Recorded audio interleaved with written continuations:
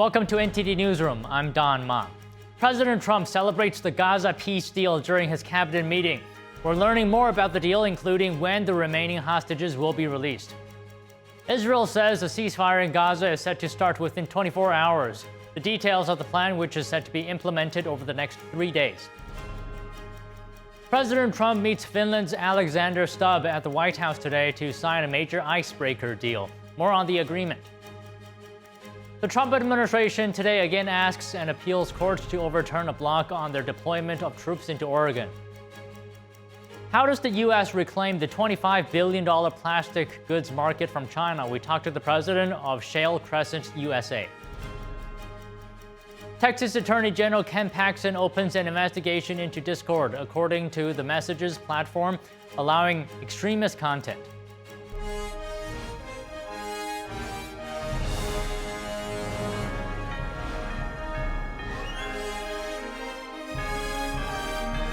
This is NTD Newsroom, live from our global headquarters in New York City. Good afternoon, and thank you for staying with us. President Trump providing more details about the implementation of the Gaza peace deal. During a cabinet meeting today, he called it a momentous breakthrough in the Middle East. We ended the war in Gaza and really, on a much bigger basis, created peace. And I think it's going to be a lasting peace, hopefully an everlasting peace. Peace in the Middle East. We secured the release of all of the remaining hostages, and they should be released on Monday or Tuesday. Getting them is a complicated process. I'd rather not tell you what they have to do to get them. There are places you don't want to be, but we are getting the hostages back on Tuesday, Monday or Tuesday, and that'll be a day of joy. I'm going to try and make a trip over. We're going to try and get over there.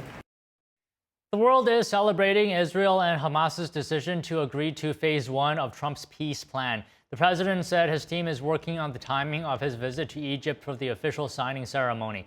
He thanked the leader of Qatar, Egypt, and Turkey for helping to reach the deal. Trump added that he will see how phase 1 goes and believes the next phase will move along pretty well. The president noted that he will settle the Russia-Ukraine war next.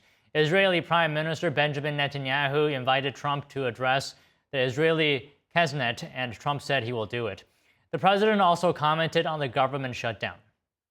You have Democrats that they've lost their way. They have no leadership. We don't even know who to deal with over there. At least they know who to deal with. We have no idea who we're dealing with over there. It's like they have no idea what they're doing. Trump blamed Senate Democratic leader Chuck Schumer for the shutdown and said Schumer is serving the partisan interest of his party. In a separate move, the president signed a proclamation to celebrate Columbus Day on Monday, October 13th. Trump emphasized that his administration is calling the day Columbus Day. Israel says a ceasefire in Gaza is set to start within 24 hours. A spokesperson says the truce will kick in after the meeting. Within 24 hours after the cabinet meeting takes place, a ceasefire will then begin in Gaza. The IDF will then redeploy to the yellow line as shown on maps, which have been widely distributed at this point in time. And now after this 24-hour period, the 72-hour time window will then begin, where all of our hostages will be released back into Israel. She added that all parties involved signed the final draft of phase 1 of the peace plan this morning in Egypt. The spokesperson also said the military's redeployment will lead to Israel controlling just over half of the Gaza Strip. The 20-point peace plan was crafted and proposed by President Trump. Some of the key points are the withdrawal of Israeli forces to the agreed-upon line and the release of all hostages. The plan also includes the release of Palestinian prisoners and a major surge of aid into Gaza. Israel's defense minister says he instructed troops to respond with force to any threat by Hamas during the interim stage before the implementation of the agreement. Israeli Prime Minister Benjamin Netanyahu says Trump deserves receiving the Nobel Peace Prize. The award is set to be given out tomorrow.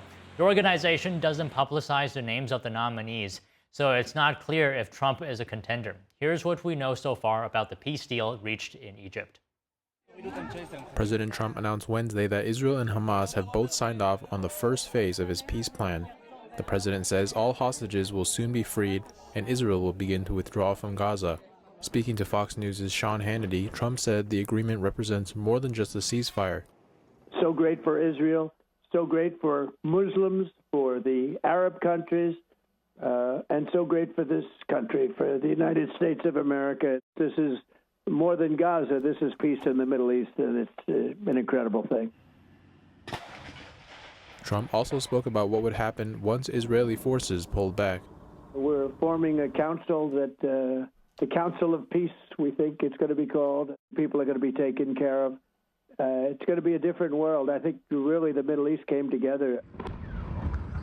Under Trump's plan, Gaza will be governed by a temporary Palestinian technocratic committee under the oversight of this International Board of Peace, chaired by Trump and including former British Prime Minister Tony Blair. Video from Egyptian state TV showed negotiators embracing Wednesday in Sharm el-Sheikh, including U.S. envoy Steve Witkoff and the Qatari Prime Minister. In Washington, Trump joined a phone call with Commerce Secretary Howard Lutnick and the families of Israeli hostages. President Trump, you have the best crowd in the world. What do you guys have to say to President Trump? Thank you.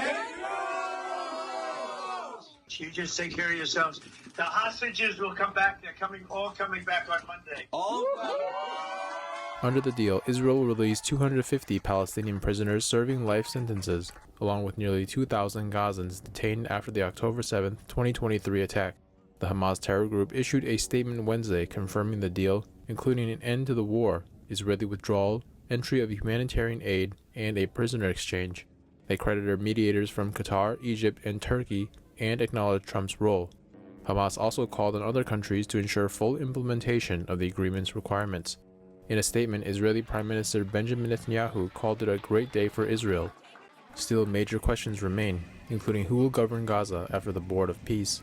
Trump, Netanyahu, and other Western and Arab countries have ruled out a role for Hamas. Trump's original 20-point plan envisions a role for the Palestinian Authority, but only after it has undergone major reform. However, several Arab countries says the plan must lead to eventual Palestinian statehood, something Netanyahu says will never happen. Back in Washington, families of Israeli hostages say they'll keep pushing until all are home.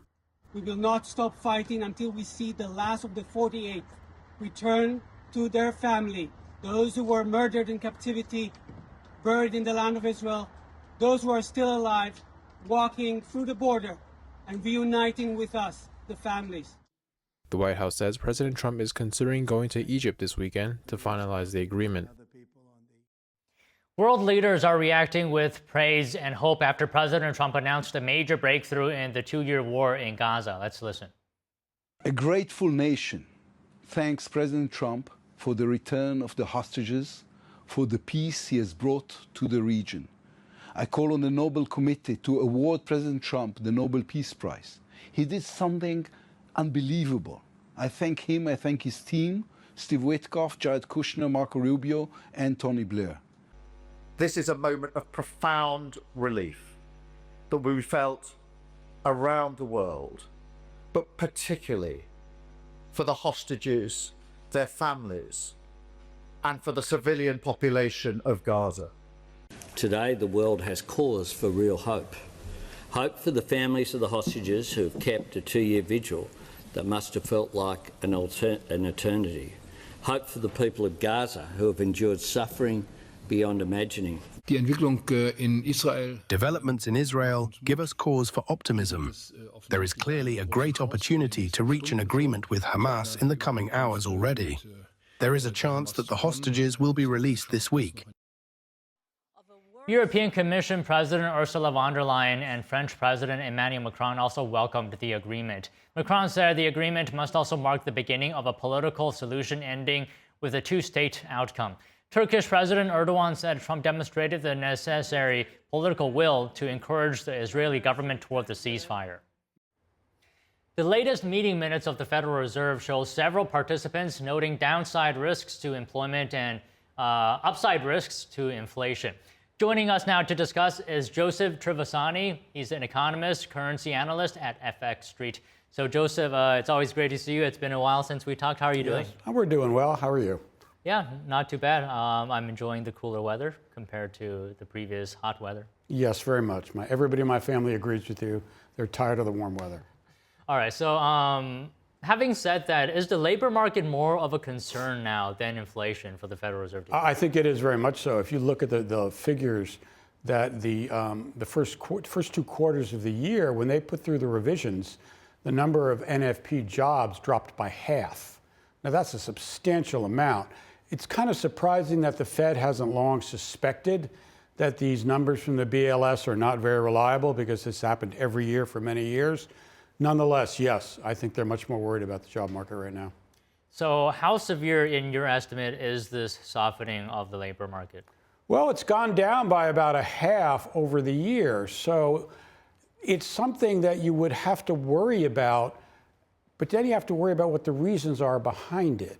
And I don't really see anything else in the economy that is indicating we're going to have a serious job problem, because the economy is still growing strongly. The projections from the Atlanta Fed for the third quarter are 3.8%, which is what it was in the second quarter. That's an astonishingly fast rate of growth. With that kind of growth, it's kind of hard to see job numbers falling off a cliff. Okay, so on that note, looking at the minutes, it looks like members expect 2 to 3 25 basis point rate cuts by year's end. What do you make of that pace of rate cuts? Is it aggressive? Is it slow? Is it appropriate? I think it's appropriate, and I wouldn't say it's either aggressive. I say it's appropriate right now. The real question is, should the Fed have started cutting rates a good deal sooner? It had been, when they cut the first time on this round, it was 9 months since they had cut the time before. So the ECB has been cutting rates the entire time. So the question is not whether it's appropriate now, but is it too late, or is it retarded? I think it is. It is yes. But I also don't think that the economic situation really warrants a more aggressive set of cuts. In other words, I didn't think the Fed should have cut half, or they should cut more than they're projecting on right now. So given where they are and how they got here, I'd say it's appropriate. Okay, but you mentioned that the labor market is showing signs of softness. Maybe the rate cuts will give that a boost. Maybe, and that's of course the Fed's intention. That's why they're doing it. They're balancing their two mandates for employment, full employment, and inflation. Inflation came down very strongly. So the question is, are they too late? I don't think so. Again, with an economy growing close to 4%, it's very difficult to see the job market collapsing. The two just don't really go together as an economic situation. What do you make of the apparent divide, 9 to 10 split on expecting further rate cuts? How do you look at this division, so to speak, in the Fed? Well, the Fed doesn't like, at this point in the beginning of the fourth quarter, the Fed's projection almost always matches the reality of what they're going to do with the rate cuts. And that's pretty much where we are right now. Honestly, I was a little surprised that there were so many people voting for less than 2 rate cuts, since that is actually what's there in the Fed projections. You had the 10-9 vote. Nonetheless, that's what it is. I'm not quite sure what that comes from. You would have to poll the people on the board, and they really don't respond to this. But I was a little surprised that the Fed wasn't more strongly in favor of their own projections, which is 2 more rate cuts. And they also talked about a more neutral setting. And you talked about how the pace of rate cuts perhaps is appropriate. So are we at this neutral rate? If not, where should the neutral rate be, and how do you determine yes, the famous and unknown neutral rate. Everybody knows there's a neutral rate, some rate, and nobody knows what it is. I mean, this is pretty much what Mr. Powell has said in the past at various press conferences. Are we at the neutral rate? I would say no. Where it is, I'm not sure. I would say it's a bit lower than this. That's why I drew the distinction between whether or not the rate cutting is appropriate now, although they could have started cutting earlier. And I think that would have been beneficial and probably appropriate. Are we at the neutral rate? No, I would still say the policy is restrictive. How much? It's pretty hard to say. Again, you go back to the growth rate of 3.8%. How restrictive can a policy be if you're growing at 3.8%? Okay, so let me ask you this. As you know, we are in the 9th day of the government shutdown, right? Does that affect the Federal Reserve's ability to assess economic conditions, given the fact that, these official data points are not coming out, jobs reports, CPI? It's true. I think I have 2 issues here. One, yes, the Fed will not be getting its data, its official data, but I'm sure the Fed has other sources for data that are internal to the Fed that will give them an idea of what's going on. Second of all, I don't think that the shutdown is going to have any economic effect whatsoever. It almost never does. This is a political situation in D.C., and the calculations that go into whether or not there's a shutdown, voting for it, and whether and if it will end, but how it ends, are entirely political calculations in D.C. So I don't really think this is going to affect the Fed, although it will affect the markets because the markets won't have their favorite trading points. We didn't get non-farm payroll, so you can't trade on non-farm payrolls. So things like that. But overall, I think it is, aside from the political aspect, it's a non-event. You don't think the government shutdown could affect economic growth because people are not getting paid, perhaps they're not spending? If it continues long enough, yes, it will. And the longer it goes on, remember the last time in 2019 went on for 35 days and it had very little effect. The number of people who are not getting paid are not huge in an economy the size of the United States. Yes, they probably are getting upset in DC because many of those people will not get paid, and other places around the world. But in the context of the overall economy, it's not a big number. So it'll have no impact on inflation? I don't think it will have any impact on inflation, no. I mean, why would it affect inflation? People don't get paid. They're not spending? Maybe they'll buy less, so inflation will come down a little bit. That would be the only logic to it. I really don't think that there's going to be any effect from this shutdown. It gets great coverage in the news. It's covered a great deal. It seems like it's very important. People talk about it all the time. But the reality of its economic effect is usually quite minimal. Okay, so back to the meeting notes. It appears that participants said progress towards the committee's 2% target is stalling. Is it just a natural consequence, do you think, that the closer you get to the target, the slower it is? Or what are the factors that's causing this? You know, this is the long history of the Fed with its projections on inflation and what you actually do is not a very beneficial one to the Fed's ability to project stuff. So I think this is another case of that. I think they were surprised by Biden's inflation when all that spending prompted it, and I think they're a bit surprised now. I think that they thought that the inflation would come down faster. It came down quickly, but then it stalled. They were saying originally that back in April and May, that tariffs would have a great impact on inflation. They really didn't. Maybe they're having an impact now. So I'm not surprised that the Fed, you know, the month-to-month or the 6-month, even the quarterly projections on inflation tend to be very difficult.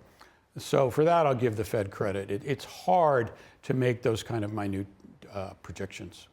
Okay, so just a couple more points. It also mentioned the impact of tariffs. By your analysis, what has been the impact of tariffs on inflation? I think tariffs probably have contributed somewhat. It's very difficult to tell to the stalling of the inflation coming down. On the other hand, I have long thought, and still do, that the overall and certainly the long-term impact of the tariffs will not be very great, mainly because businesses, retailers, and producers will tend to absorb the cost of the tariff into their profits rather than pass it on to the consumer because there's a good deal of competition. One of the purposes of the tariffs is to boost American production and things like that. So you're going to have American firms not raising their prices because of tariffs because they're not being charged. That puts a real onus on firms that might want to raise because of tariffs. So that's why I've never thought that they would have a very great long-term effect on inflation. And we also have to keep in mind that some exporters may also want to lower their prices. That's correct. Yeah, to offset the tariffs. Let me just ask you one last thing. So Trump said on a number of occasions that he wants lower interest rates, right? We've heard that time again. And he's going to replace Powell at the end of his term. Does that raise the question of the independence of the central bank? Some might think that Trump is installing someone that agrees with him.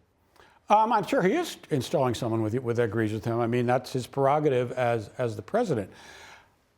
You know, almost every president I can think of wants lower interest rates. Maybe Carter didn't because inflation was raging when he was president. But by and large, the political arm always wants growth and jobs and income. That, of course, leads them to always wanting lower rates. So I'm not surprised. I don't think Mr. President Trump is really doing anything except is desiring anything that other presidents don't want. He is a little more vocal about it, yes. And will he? He has, shall we say, characterized Mr. Powell in ways that I don't think other presidents would have done. I think that's true. But that is very much part of Donald Trump's political style. That is who he is. That's what he does. So the fact that he wants lower rates and will put in a Fed chairman who also wants lower rates, I don't think is anything unusual or a surprise. Okay, well said, Joseph. It's always great to speak with you. Thank you for your time today. Thank you for having me. It's always fun to come down here. Yeah, it's always fun.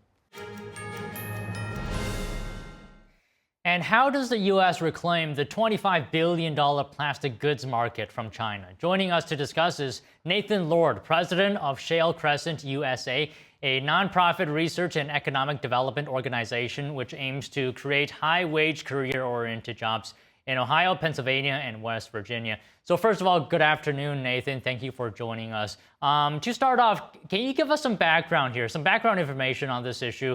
Context, what does it mean when we say there's an opportunity for U.S. manufacturers to reclaim the plastic goods market from China? Good afternoon, Don. Yes, thank you for having me. And you're exactly right. Our opportunity to onshore manufacturing from China to the U.S. has never been as great as it has been right now. And I can tell you why. The reason is really quite simple. It comes down to U.S. energy, and I'm glad to talk about that more. Okay, yeah, let's talk about it. What is it about U.S. energy that we have this opportunity at this moment? So when you think about products like plastics manufacturing, petrochemicals, steel, rubber, they have an extremely high energy content. And really the profitability of even being able to manufacture those products comes down to, do you have affordable energy? And so the same forces that led to the offshoring of manufacturing in the U.S. created the Rust Belt in the middle part of the country and led to a lot of lost manufacturing to China, have reversed course and are now favoring the U.S. better than they ever have. And I want to give you a statistic here just to show you how large this shift has happened. So the U.S. used to be a net importer of energy. Today we are a net exporter of energy. And you take the three states, Ohio, West Virginia, and Pennsylvania. If they were a country, they would be the third largest natural gas producing country in the world. So those three states, 30 times smaller than China, yet produce 50% more natural gas than the country of China does. So when it comes to products like plastics that have an extremely high energy content, whether you have energy or not is a huge factor. And we have energy here in the U.S.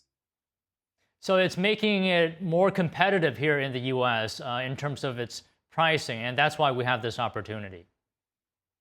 Absolutely. Most people still think it's cheap labor, which drives the profitability of manufacturing.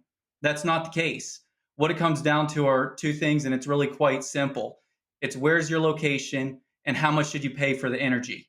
And if you've got those two factors in your favor, you've got an incredible advantage over the rest of the world. And so I'll walk through this for a second. Our natural gas in what we call the Shale Crescent USA, Ohio, West Virginia, and Pennsylvania, gets piped down to the Gulf Coast of Texas. Texas turns it into polyethylene, essentially plastic resin. That resin gets shipped over to China. China turns it into a child's booster seat, bought one of those last week for my children, and they send it back to us. How is that economic? The reality is it's not economic anymore. And if it's not done that way, China has to import their energy. Remember, we're a net exporter of energy. China's a net importer. And if you look at the natural gas prices today around the world, the price of natural gas in Asia is around $11. The price of natural gas in the Shale Crescent USA is $2. So anywhere from 5 to 10 times more, that's how much Asia pays or even Europe pays for their natural gas, when here in the US, we've got extremely low prices. Now, Nathan, let me ask you this, and it might sound like a basic question, but perhaps some of our viewers are wondering this. Why is it important to actually reclaim this plastic goods market from China? Don, great question.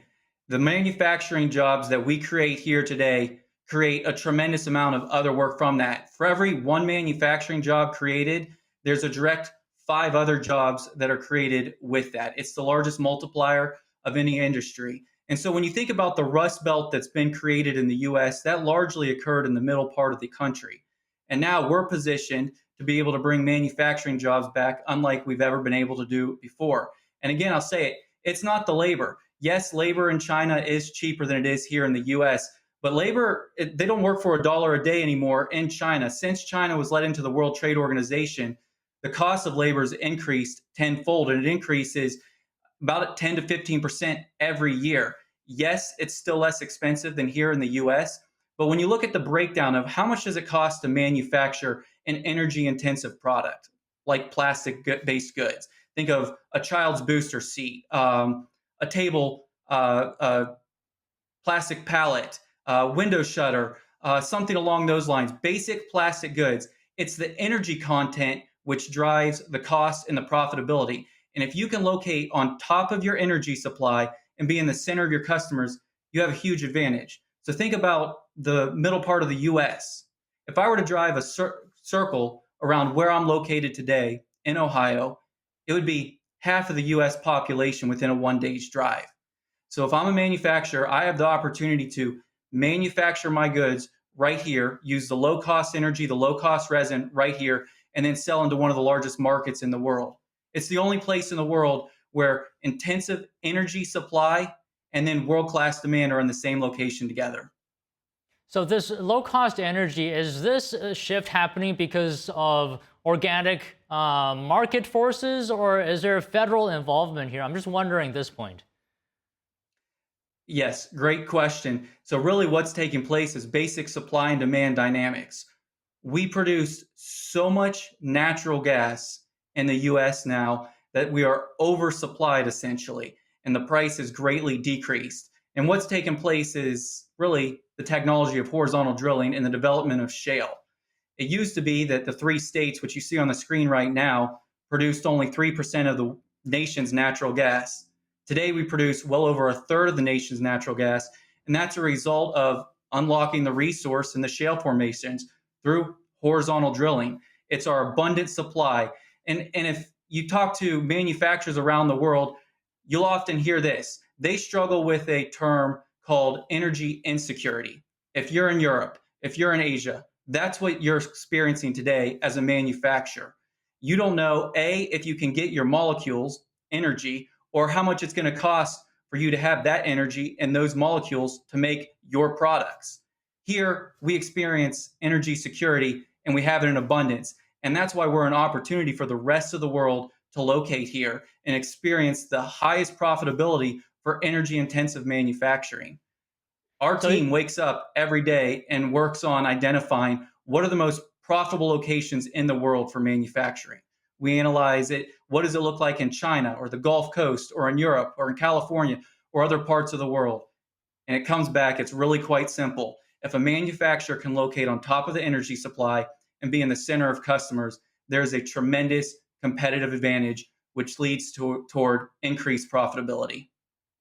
So Nathan, you mentioned security a couple of times. So I'm just wondering here, our previous dependence on China for plastics, you mentioned there's a job aspect, manufacturing aspect to this, but is there a national security aspect as well? Absolutely. I mean, it doesn't take too much of a memory.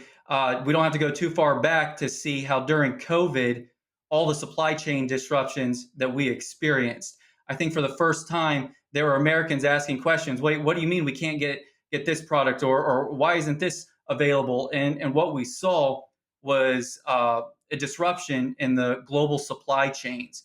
And yes, it is secure. If you can drive down the road and see the manufacturer that's producing many of the modern products that we use today, just there in your local region, you know you are more secure in being able to get those products. And we're talking about plastics today. And yes, the $25 billion of plastic imports from China is low-hanging fruit, but really this applies to all energy-intensive products. Plastics, petrochemicals, glass, rubber, steel, the items that make up modern life and are critical for the security issues in this nation. Okay, just one last question here, Nathan, and I don't know if you can speak to this, but How will China respond to this? It's got a couple of tools in its toolbox because Beijing could use subsidies to try to regain market share. It could use dumping tactics. Can you just talk a little bit about that finally? Yes, and those are all tactics that China will probably use and has used in the past. And I know right now we're countering that with tariffs. And when you look at the tariffs today, they're around 30% for a lot of these goods that we're talking about. But what I'm talking about is something that is a long-term fundamental shift. It is a huge difference when you're the region of the world that has energy, or you have the feedstock, which essentially is natural gas. When you have that at your feet, you have a long-term fundamental advantage, which is very difficult to compete with. China imports energy. We have so much energy, we export it. We want to use the energy and the resources that we have here in the Shale Crescent USA and create low-cost manufactured products. That's very hard to disrupt. Yes, China has tactics which they can utilize, but really, when we see things, how we're countering it with the tariffs or the ways that we're countering some of these issues, I would say it this way. The rest of the world, China, Europe, and others, have been paying essentially a tariff on their energy and feedstock for the past 5 to 10 years at the form that's anywhere from 5 to 10 times higher than what we pay. Well, Nathan, I have to say, very fascinating discussion today. Thank you very much for your time. Thank you, Don. I appreciate it. China today announced new export restrictions on certain artificial diamonds, lithium-ion batteries, and rare earth materials effective November 8th. The move comes just before the U.S.-China tariff truce is set to expire. Exporters will now need licenses to ship these materials. It strengthens Beijing's control over high-tech and clean energy supply chains. Artificial diamonds are vital for semiconductor manufacturing, advanced electronics, and even military applications. The new controls also include synthetic graphite and rare earth processing equipment. China has cited national security concerns ahead of an expected meeting between President Trump and Communist Party leader Xi. The Chinese Communist Party is set to hold a key Central Committee plenary meeting in Beijing on October 20th. But ahead of the meeting, anti-CCP slogans have appeared in cities across China. Messages like, "The CCP isn't China. The CCP is evil cult," suggesting growing public dissent. NTD's Tiffany Meyer has this report. Messages like the CCP is an evil cult have appeared in cities across Hebei province near Beijing. Alongside the key information, a smaller line of text provides an explanation, reading, "Marx believed in a satanic cult. Satan is a demon." This wave of public expressions of dissent comes just days after the CCP celebrated its 76th year in power on October 1st, amid growing public frustration over the party's rule. In August, slogans were projected onto a building in downtown Chongqing, one of China's 4 centrally administered cities. The messages declared only without the Communist Party can there be a new China, and down with the tyrannical Communist Party. In April, banners were draped overpass in Chengdu, the capital of Sichuan province. The messages read, "The people do not need a party with unchecked power, and China doesn't need someone to point the way. Democracy is the way." Back in 2022, during China's COVID lockdowns, a man named Peng Lifa made headlines after hanging large banners on a bridge in Beijing. The signs called for freedom and democracy, with one reading, "We want votes, not rulers." With the CCP's 4th plenary session approaching, analysts say Xi Jinping could face internal pressure to give up some control. Meanwhile, scandals are surfacing around Xi's top ally Cai Qi. He ranks 5th among the Chinese regime's top leaders. Allegations include claims that Cai's illegitimate son may be connected to the suspicious death of Chinese actor Yu Menglong. Cai Qi was also named in a British espionage case, shocking British politicians. For more exclusive China news and in-depth analysis, tune into China in Focus with Tiffany Meyer at 9 p.m. Eastern right here on NTD. The Trump administration again asks an appeals court to overturn a block on their deployment of troops into Oregon. Stay tuned for that story after this quick break. For the second day in a row, a Justice Department attorney asks the Ninth Circuit panel of judges to allow federalized National Guard troops to be deployed in Oregon. For the second time in recent months, a district court in this circuit has entered a heretofore unprecedented order enjoining the president from calling up the National Guard to protect federal personnel and property from violence aimed at thwarting federal law enforcement. The ICE facility in Portland and the federal law enforcement officers who work there have faced a steady stream of violence, threats of violence, and harassment from violent agitators bent on impeding federal immigration enforcement. The administration is contending that protests against federal officers and property is equivalent to a rebellion, and local law enforcement is not able to control it. Justices focused on the language of the law that relied on by the Trump administration to federalize the National Guard. For example, they asked, what is the meaning of the word rebellion? So it needs to be this significant, intense, large-scale situation that really, it has such a large impact on the fabric of the country. I mean, if we're comparing it to an invasion from a foreign power, that's something that goes to the heart of the safety of our country. And when it explains also why the president has deference in these circumstances. The attorney for Oregon also said that the president's actions are limited by the current circumstances, which she argued are no longer emergencies. The current block on the deployment of troops will remain in place until at least October 19th, unless the Ninth Circuit overturns it. Hundreds of National Guard troops are now in Chicago, part of the Trump administration's latest push to bring down violent crime in the city. NTD's Daniel Monahan has the latest on that and updates from Oregon. About 500 troops, 200 from Texas and 300 from the Illinois National Guard, began arriving Wednesday morning. They'll remain in Chicago for 60 days to help protect federal property, ICE facilities, and other federal personnel enforcing the law. The move has drawn sharp criticism from Illinois leaders. Governor J.B. Pritzker accused the White House of using the Guard as political props, and the state has joined Chicago in suing to block the deployment. Pritzker said, quote, "This is a moment where every American must speak up and help stop this madness." Danielle Carter of the grassroots organization Chicago Flips Red praised President Trump's operations in the city. Everything President Trump has done so far, we are for it. The political activist says she would wish only one more thing: accountability for what she calls the failed Democratic leadership in the city. Only thing we're asking now that he haven't done yet, and we know he is, to bring in the FBI, the DOJ, Operation Greylord for these judges. President Trump on Wednesday criticized Illinois Governor J.B. Pritzker and Chicago Mayor Brandon Johnson, saying they should be jailed over reports of police being ordered not to help ambushed ICE agents. I've seen the law, and when you have a group of people where the police call off the safety for ICE officials, I've understood that, and I've read it today in numerous journals, that that's illegal. Trump says the agents were in danger and needed help, and the police were doing a great job providing them with assistance. And then all of a sudden, a woman was on the line saying, "Everybody, move back, get out." And they were given an order by the second person in the police department, and the governor knew about it, the mayor knew about it. I understand that's a criminal offense. Chicago Police Superintendent Larry Snelling denied that officers failed to respond to weekend incidents with federal agents, saying over 24 officers were hit by chemical gas released by the agents. And in Oregon, a federal court has ruled that President Trump can keep control of the Oregon National Guard, but can't deploy them while legal challenges play out.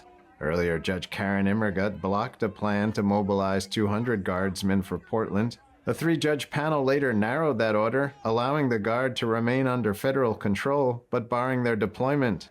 And 20 state attorneys general are backing the Trump administration in its legal battle with Oregon over deploying the National Guard troops to protect federal agents in Portland. Led by Montana's Austin Knudsen and others, the group says Portland police failed to stop violent rioters attacking ICE agents, calling Trump's limited Guard deployment lawful and necessary. The city's police chief dismissed allegations that his officers are siding with anti-ICE demonstrators. The states argue illegal immigration has fueled drug trafficking and strained budgets for housing, healthcare, and education.